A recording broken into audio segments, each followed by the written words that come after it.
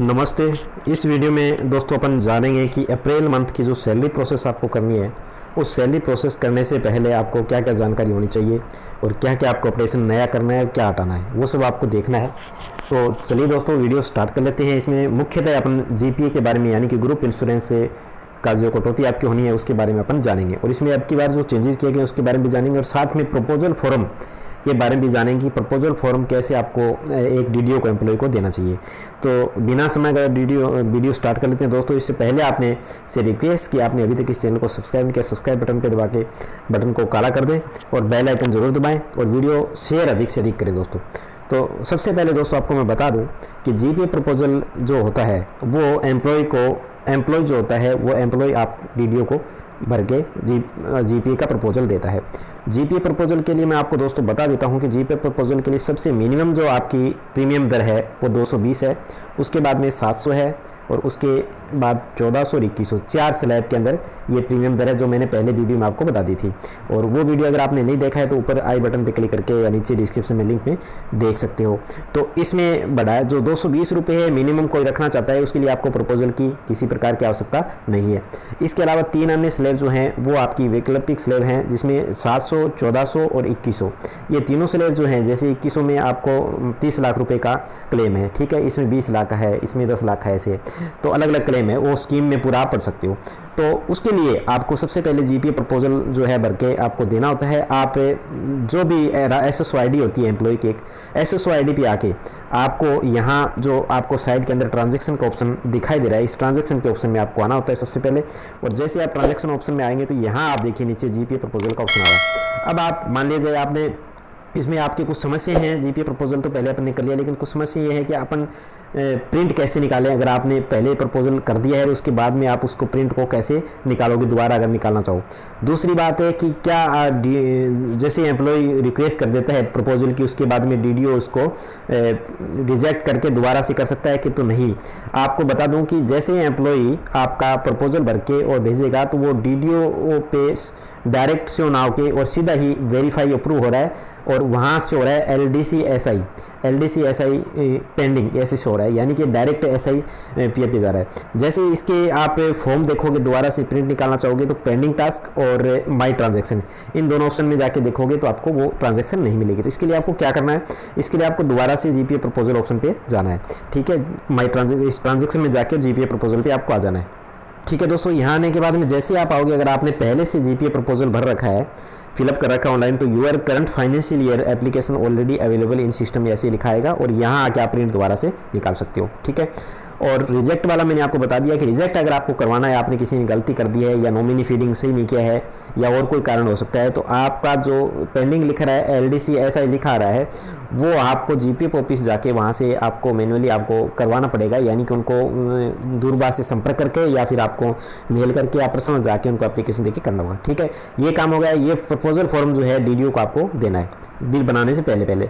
ये देने के बाद में आप आओगे यहाँ पर जो पे मैनेजर पे आने के बाद में आपको बिल प्रोसेस सबसे पहले आपको करना होगा, ठीक है। तो बिल प्रोसेस अपन कर देते हैं, बिल प्रोसेसिंग में आते हैं और सैलरी में बिल एलोकेशन सबसे पहले आपको पता है एलोकेशन करना है बिल, तो एलोकेशन में आएंगे। जैसे ही एलोकेशन में आप आओगे तो यहाँ आपको इस प्रकार से ऑप्शन दिखाई देगा, फटाफट अपन एलोकेशन कर लेते हैं, ठीक है दोस्तों। बिल एलोकेशन करने के लिए आप अगर एक से ज़्यादा ग्रुप की बिल करें तो ऑटो करें, नहीं तो मैनुअल करें। और यहाँ सैलरी सेलेक्ट करेंगे, रेगुलर सेलेक्ट करेंगे और ऑब्जेक्ट में 01 सैलरी का होता है, अप्रैल मंथ हो जाएगा आपका और डेट हो जाएगी और बिल हो जाएगा और इसको आप जनरेट कर देंगे। जैसे जनरेट करेंगे तो आपका बिल नंबर जनरेट हो जाएगा और 6 और जितने आपके ग्रुप है उससे ऑनवर्ड आपके जो ग्रुप है वो हो जाएंगे जैसे ही आपको दिखाई दे रहे हैं, और इसको कर देंगे आप सबमिट। जैसे ही सबमिट कर देंगे तो आपका बिल एलोकेशन सबमिट हो जाएगा, ठीक है दोस्तों। ये सबमिट सक्सेसफुली, अगर ये सक्सेसफुली नहीं आता है, कई बार आपको से पे मैनेजर इस प्रकार से लिखा आता है, तो आप फिर एक दिन पहले की डेट सेलेक्ट कर लें। जिस प्रकार से आज 26 है तो 25 की डेट पीछे की डेट सेलेक्ट कर लें, आपको हो जाएगा, ठीक है। अब आप दोस्तों ये आपका बिल एलोकेशन हो गया। उसके बाद में आपको जीपीए देखना है सबसे पहले। तो जीपीए देखने के जीपीए एडिंग करने के 2 तरीके हैं, और जीपीए ऐड करने से पहले मैं आपको एक चीज़ बताना चाहूँगा, ऐड करना चाहूँगा कि आपको मास्टर में जाना है और मास्टर में जाके हर एम्प्लॉय का, जैसे आप मास्टर डिटेल होगी, एम्प्लॉय मास्टर डिटेल में आप क्लिक करेंगे। मास्टर डिटेल में आने के बाद में हर एम्प्लॉय का ग्रुप इंश्योरेंस का जो स्कीम है उसमें आप जाके देखेंगे, जैसे मैं आपको अभी बता देता हूँ, ठीक है। मैंने स्कीम खोली, स्कीम ओपन करने के बाद में आप हर एम्प्लॉय का चेक करेंगे। जैसे मैं एक एम्प्लॉय पे क्लिक करके और डाटा इसके ओपन हो जाते हैं, मैं देख लेता हूँ। ठीक है दोस्तों, मैं मेरे चेक कर लेता हूँ। इसमें आपको जैसे यहाँ खोलोगे तो इधर साइड के अंदर आपको स्कीम दिखाई देगी। स्कीम पे आ गए। स्कीम पे आने के बाद में यहाँ पर आपको अगर जितनी भी स्कीम्स में आप हो वहाँ आपको सारी स्कीम दिखाई देगी। इसमें आपको जो ग्रुप इंश्योरेंस की स्कीम अगर नहीं सिलेक्ट है तो आपको ग्रुप इंश्योरेंस की स्कीम जो है वो आपको सिलेक्ट करनी होगी। ठीक है, जैसे मैंने सिलेक्ट कर रखी है। यहाँ पर आप देख रहे हो कि एक बार दोबारा से मैं क्लिक कर देता हूँ, ये मान नहीं रहा है तो इसलिए मैं दोबारा से इसको क्लिक करके एक्टिव कर लेता हूँ। ये सारे ऑप्शन एक्टिव हो गए। अब मैं स्कीम को, ग्रुप इंश्योरेंस स्कीम को मैंने सेलेक्ट कर लिया। उसके बाद में मैं यहाँ पर नॉमिनेशन सेलेक्ट कर लेता हूँ। जितने भी नॉमिनेशन आपकी फैमिली होगी वो जो आपने ऐड कर रखी है फैमिली पे सारी आपको दिखाई देगी। इसका अलग अलग आप डिस्ट्रीब्यूट भी कर सकते हो शेयर को, या फिर 100% एक को भी रख सकते हो। जैसे मैंने वाइफ को 40% रखना चाह रहा हूँ तो मैं यहाँ पर 40% रख के और सबमिट कर देता हूँ। ठीक है, उसके बाद सक्सेसफुली सबमिट हो गया। उसके बाद में जैसे दूसरा मेंबर्स है उसको मैं लेना चाह रहा हूँ, ये जो बेटा है उसको लेना चाह रहा हूँ, इसको मैं 30% देना चाह रहा हूँ। तो मैंने 30% यहाँ पर सेलेक्ट कर लिया और ठीक है, और मैं सबमिट कर देता हूँ। 30% लेके मैंने सबमिट कर दिया। तो ये डाटा भी आपका सक्सेसफुल हो गया। अब समस्या ये है कि आपको दोस्तों ग्रुप इंश्योरेंस का जो तीसरा जैसे है, मेरे जैसे 2 बच्चे हैं तो मैंने एक बच्चा यहाँ पर शो नहीं हो रहा है। तो इसके लिए आपको ऐड करने के लिए क्या करना पड़ेगा, ऊपर वाली जो फैमिली डिटेल्स है इस डिटेल में आपको जाना है। और इस फैमिली डिटेल में जैसे ही आप आओगे, यहाँ देखिए फैमिली डिटेल्स, तो यहाँ पर जैसे आपको दिखाई दे रहे हैं शो डिटेल के अंदर 2 ही दिखाई दे रहे हैं। तो तीसरा मैं डिटेल यहाँ से ऐड करूँगा तो इंसर्ट डिटेल है, इस पर आपको क्लिक करना है। इंसर्ट डिटेल पे जैसे ही मैं क्लिक करूँगा तो यहाँ ऑप्शन इस प्रकार से ओपन हो जाएंगे। सबसे पहले आपको जो भी आप ऐड करें उसका नाम लिखना है। फिर आपको रिलेशन में आपको सारे दिखाई दे जाएंगे। तो इसमें जैसे जो भी रिलेशन है वो आप कर देंगे। और रिलेशन अपडेट होने के बाद में फिर आपको डेट ऑफ बर्थ सेलेक्ट करना है। डेट ऑफ बर्थ कैलेंडर से सेलेक्ट करना है। जैसे आपका कैलेंडर ओपन हो जाएगा तो यहाँ जैसे ही कैलेंडर ओपन होगा तो कैलेंडर ओपन होने के बाद में एक बार यहाँ पर जैसे ही क्लिक करेंगे तो आपको कैलेंडर यहाँ पर दिखाई दे जाएगा। ठीक है दोस्तों, उसके बाद में बैंक डिटेल IFSC कोड अगर भरना चाहते हो है तो ठीक है, नहीं तो आप डायरेक्ट इसको सबमिट कर सकते हो। एक नॉमिनी का आपको जरूरी है। तो ये सक्सेसफुली सबमिट हो गया। अब आप दोबारा से स्कीम में आएंगे, स्कीम में आके दोबारा से ऐड कर देंगे। ठीक है, दोबारा स्कीम आ गए। हम ग्रुप इंश्योरेंस को सेलेक्ट कर लेते हैं। ग्रुप इंश्योरेंस को सेलेक्ट करने के बाद नॉमिनेशन जैसे पहले 2 दिखाई दे, तीसरा अभी दिखाई देने लग गया, जिसको मैं सेलेक्ट कर लेता हूँ। यहाँ पर जितना परसेंटेज शेष बचा है, यानी 3 में बांटना चाह रहा हूँ। ये 3 से ज़्यादा भी बांट सकते हो, 1 में भी दे सकते हो, 100% अलग अलग। तो इसको सबमिट कर देता हूँ। ठीक है, ये मैंने यहाँ से सबमिट कर दिया, सक्सेसफुली सबमिट हो गया। अब मेरी जो ग्रुप इंश्योरेंस की स्कीम है उसमें आप देखिए, ये देखिए आप 40-30 में बढ़ गया, यानी पूरा 100% हो गया।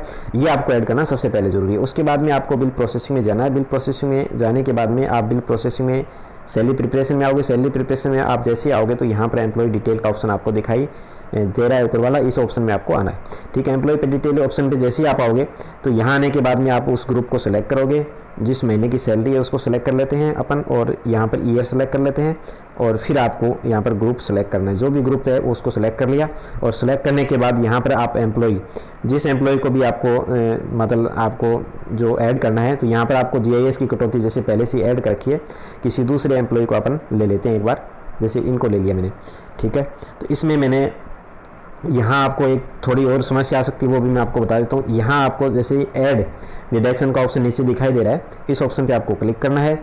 जैसे ऐड डिडक्शन के ऑप्शन पे क्लिक करोगे तो सबसे पहले आपको यहाँ पर GIS की कटौती जो है वो आपको करनी है। ठीक है, GIS सेलेक्ट कर लिया। उसके बाद में आपको 3 दिखाई देंगे, स्लैब, अमाउंट और फॉर्मूला। आपको अमाउंट सेलेक्ट करना है। अमाउंट सेलेक्ट करने के बाद में यहाँ पर आप अमाउंट सेलेक्ट करेंगे। जैसे उदाहरण के तौर पे मैंने 400 रुपये एक बार मैं सेलेक्ट करके आपको दिखा रहा हूँ। 400 रुपये जैसे मैं सेलेक्ट करूँगा, सबमिट करूँगा, तो सबमिट करने के बाद में ये आप देखिए कि यहाँ ये सबमिट नहीं होगा, क्योंकि इसमें आपको 4 स्लैब ही लागू हैं। जैसे ये आ गया मेंशन अमाउंट नॉट वैलिड, क्योंकि 4 ही अमाउंट वैलिड है। इसलिए आपको ध्यान रखना है कि GIS की कटौती के अंदर 4 अमाउंट में से होना चाहिए। आपको ध्यान रखना है। GIS 211 और यहाँ पर अमाउंट, और यहाँ जैसे मिनिमम 220 रुपये, तो मैं 220 रुपये का यहाँ पर सेलेक्ट कर लेता हूँ। ठीक है, और इसको मैं कर देता हूँ सबमिट। तो मैंने सबमिट सक्सेसफुली हो गया, कर दिया। ये आपका इस प्रकार सक्सेसफुल हो जाएगा। अगर आप अमाउंट इसके अलावा कुछ और करना चाहोगे, जिस प्रकार से मैंने बताया 220, 700, 1400 और 2100, इसके अलावा और कुछ करना चाहोगे, प्रपोजल जो भर रखा है एम्प्लॉय ने, तो यहाँ पर ऐड नहीं होगा। तो ये आपका ऐड हो गया। इसी प्रकार से सभी एम्प्लॉय का आपको ऐड करना है एक एक करके। अगर किसी ग्रुप में एक साथ एक ही सेम अमाउंट के आपको एडिशन करना है तो फिर आप बल्क में जाके भी कर सकते हो, यहाँ सैलरी प्रिपरेशन में आके। और ये जो आपको दिखाई दे रहा है बल्क डिडक्शन, इस बल्क डिडक्शन में आके भी आप कर सकते हो। सकते हो। ठीक है, तो इस प्रकार से आप सभी कर्मचारी का अलग अलग है तो अलग अलग करें, नहीं तो एक साथ में ब्लैक डिडक्शन में आके भी ऐड कर सकते हो, और एक को भी ब्लैक डिडक्शन में ऐड कर सकते हो, कोई बड़ी बात नहीं है। उस एम्प्लॉय को आपको सेलेक्ट करना होता है।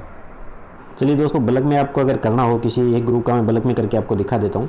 तो जैसे ग्रुप सेलेक्ट करोगे, सबसे पहले ग्रुप सेलेक्ट करने के बाद डिडक्शन सेलेक्ट करोगे। डिडक्शन में आपको GIS सेलेक्ट करना है। ठीक है, GIS 211 ये वाला। ठीक है, और उसके बाद में आप सेलेक्ट करेंगे अमाउंट, और अमाउंट में सेलेक्ट करेंगे जिस प्रकार से इस स्लैब के अंदर मुझे सभी के सभी 220 करने हैं। ठीक है, तो मैं 220 कर देता हूँ। यहाँ पर 220 मैंने सेलेक्ट किए। ठीक है, 220 सेलेक्ट किए, 220 से यहाँ पर अमाउंट लिखा यहाँ पर और सबमिट कर दिया। सबमिट करने से पहले आपको बता दूं, कर्मचारी को इस जितने भी एम्प्लॉय उन पे आपको इधर सेलेक्ट करना पड़ेगा चेक बॉक्स में। तो चेक बॉक्स में मैं सेलेक्ट कर लेता हूँ। ठीक है, इस एक एम्प्लॉय को छोड़ के मैं सबको 220 में करना चाहता हूँ, तो मैंने 220 सबमिट कर दिया। जैसे मैं 220 सबमिट करूँगा, सक्सेसफुली सबमिट हो गया 220। उसके बाद में दोबारा से मैं सेलेक्ट करूँगा कि उस एम्प्लॉय का मुझे बढ़ाना है अमाउंट, तो मैं इसको ऐसे सेलेक्ट दोबारा करूँगा, और यहाँ पर GIS आपको सेलेक्ट करना है, GIS 211, और यहाँ GIS 11 के सेलेक्ट करने के बाद में अमाउंट सेलेक्ट करना है, और अमाउंट सेलेक्ट करने के बाद में आप कितना अमाउंट यहाँ पर रखना चाह रहे हो, यानी कि एम्प्लॉय ने कितना आपको प्रपोजल फॉर्म भर के दिया, वो आपको अमाउंट यहाँ पर लिख देना है। ठीक है, जैसे 21 अमाउंट है, यहाँ पर मैक्सिमम कटवाना चाह रहा है कौन सा एम्प्लॉय है, उस पर मैं चेक बॉक्स पे क्लिक कर देता हूँ, बाकी को सबको अनटिक कर देता हूँ। अनटिक करने के बाद में मैं सबमिट कर देता हूँ। जैसे मैं सबमिट करूँगा तो ये सक्सेसफुली आपका, ये देखो सक्सेसफुली ऐड हो गया। अब मैं एक बार जाके चेक कर लूँगा अच्छी तरह से। ठीक है, सैलरी प्रिपरेशन में एम्प्लॉय पे डिटेल के अंदर में आया। एम्प्लॉय पे डिटेल में आने के बाद में मैंने वो ग्रुप सेलेक्ट किया, और जैसे मैंने मंथ सेलेक्ट किया, मंथ सेलेक्ट करने के बाद में ईयर सेलेक्ट करना है। ईयर के बाद में आपको जैसे ही ग्रुप सेलेक्ट करोगे तो ग्रुप सेलेक्ट करके और आप एम्प्लॉय देख लो। तो जिस एम्प्लॉय का मैंने बढ़ाया था सबसे पहले, सबसे ऊपर वही है, तो इसी को मैं चेक कर लेता हूँ। जैसे मैंने क्लिक किया तो आप देख रहे हो यहाँ पर GIS का 21 रुपये की ऐड हो गया। उसके बाद में अदर एम्प्लॉय 220 में, सब तो सब के सब 220 में यहाँ पर शो हो जाएंगे। ये देखो 220 आ रहा है। अगला एम्प्लॉय चेक कर लेता हूँ मैं, तो ये भी आपके सामने। ठीक है दोस्तों, मैंने चेक कर लिया, सबका ये सही आ रहा है। अब आपको इनकम टैक्स का देखना है। अगर इनकम टैक्स आई टैक्स जो है बढ़ाना है घटाना जो भी करना है वो आप कर सकते हो। अदर जो भी LIC एडिंग करना है वो भी आप कर सकते हो। ठीक है, ये हो गया आपका। अब आपको क्या करना है, बिल प्रोसेस करना है। सैलरी प्रिपरेशन में सेम वैसे ही आपको बिल प्रोसेस करना है जैसे आप रेगुलर करते हो। तो अब मंथली सैलरी प्रोसेस आ गया। यहाँ आने के बाद में आपको मंथ सेलेक्ट करना है, जो भी मंथ है आपका, अप्रैल मंथ आपको सेलेक्ट करना है क्यों अप्रैल मंथ है, और ईयर 2021 है आपका। और फिर आपका यहाँ नीचे चेक बॉक्स पे क्लिक करेंगे। चेक बॉक्स पे क्लिक करने के बाद में जैसे पहली 6 नंबर अलग अलग करना पड़ेगा आपको। तो इसमें जितने भी एम्प्लॉय का आप प्रोसेस करना चाह रहे हो उस पर आप चेक बॉक्स पे राइट कर दें। तो जैसे मैं इसमें इन एम्प्लॉय का करना चाह रहा हूँ, एक एम्प्लॉय को छोड़ के, तो इसका मैं करना चाह रहा हूँ। ठीक है, और प्रोसेस कर दें। प्रोसेस जैसे आप करोगे तो ये प्रोसेस सक्सेसफुली का ऑप्शन आपको दिखाई दे जाएगा। ऐसे सक्सेसफुली हो गया। अब आपको क्या करना है, एक बार आपको रिपोर्ट चेक कर लेनी है। ठीक है, रिपोर्ट चेक करने के बाद रिपोर्ट में आप आएंगे। रिपोर्ट में आगे सैलरी रिपोर्ट में आएंगे। सैलरी रिपोर्ट में ऑल सैलरी रिपोर्ट में आएंगे। ऑल सैलरी रिपोर्ट में आने के बाद में आपको यहाँ पर बिल सेलेक्ट कर लेना है, कौन सा ग्रुप का नेम है, और वो सेलेक्ट करने के बाद आपको। ठीक है दोस्तों, इसमें सबसे पहले इनर कर लेता हूँ मैं, और फिर उसके बाद में शेड्यूल। आउटर की कोई आवश्यकता नहीं है। तो ये चेक कर लेते हैं कि GIS की कटौती सही हुई है। ये शेड्यूल्स, GIS का शेड्यूल वो आपको चेक कर लेना है। नॉमिनी भी चेक कर लेना है वहाँ से हो रहा है कि नहीं हो रहा। ठीक है, ये अगर आपकी कोई समस्या आ रही तो बाद में आप कमेंट बॉक्स में कमेंट करके कर सकते हो, क्योंकि वीडियो काफ़ी लंबा हो चुका है। उसके बाद अगला अपना स्टेप क्या होता है, फॉरवर्ड DDO फॉरवर्ड करना है। DDO फॉरवर्ड करने से पहले आपको ऑथराइजेशन में आगे जितने भी आपके GIS से संबंधित डाटा है वो सब डाटा आपको अपलोड करने हैं। जैसे इस डॉक्यूमेंट अपलोड में आओगे और यहाँ आओगे, यहाँ आने के बाद में आपने सैलरी सेलेक्ट किया। सैलरी सेलेक्ट करने के बाद में ग्रुप सेलेक्ट किया, और ग्रुप सेलेक्ट करने के बाद में जैसे ही आप यहाँ पर जो आपका बिल है जो आपने प्रोसेस कर दिया है वो सेलेक्ट करने के बाद और अदर डॉक्यूमेंट आपको करने की आवश्यकता है। स्कीम्स अगर कोई ज़रूरत है तो कर सकते हो, लेकिन आप अदर डॉक्यूमेंट में आके ये जरूर करें। अदर डॉक्यूमेंट में आओगे, अदर डॉक्यूमेंट में आने के बाद में चूज़ फाइल करोगे, जहाँ पर भी आपकी फाइल सेव है वहाँ जाके आप उसको कर लोगे। ठीक है, यहाँ पर आप सबमिट कर दोगे, आपका डाटा सक्सेसफुली सबमिट हो गया है इस प्रकार से। और नो एब्सेंटी में आपको आपके जो एब्सेंटी जो नहीं है तो आप नो एब्सेंटी करेंगे, नहीं तो आपको एब्सेंटी दिखाना होता है यहाँ पर। ठीक है दोस्तों, ये सब करने के बाद में आपको बिल DDO फॉरवर्ड करना है। DDO के बाद में आपको ट्रेजरी फॉरवर्ड करने से पहले आपको E-साइन करने होते हैं। तो ये सारा प्रोसेस आपको मैंने बता दिया दोस्तों। वीडियो काफ़ी लंबा हो गया है इसमें, लेकिन मैंने आपको GPA से संबंधित जितनी भी कटौती है वो कैसे कैसे आप ऐड करोगे सब आपको मैंने बता दिया। ओके दोस्तों, वीडियो से लाइक से करें, शेयर सबको करें। Thank you.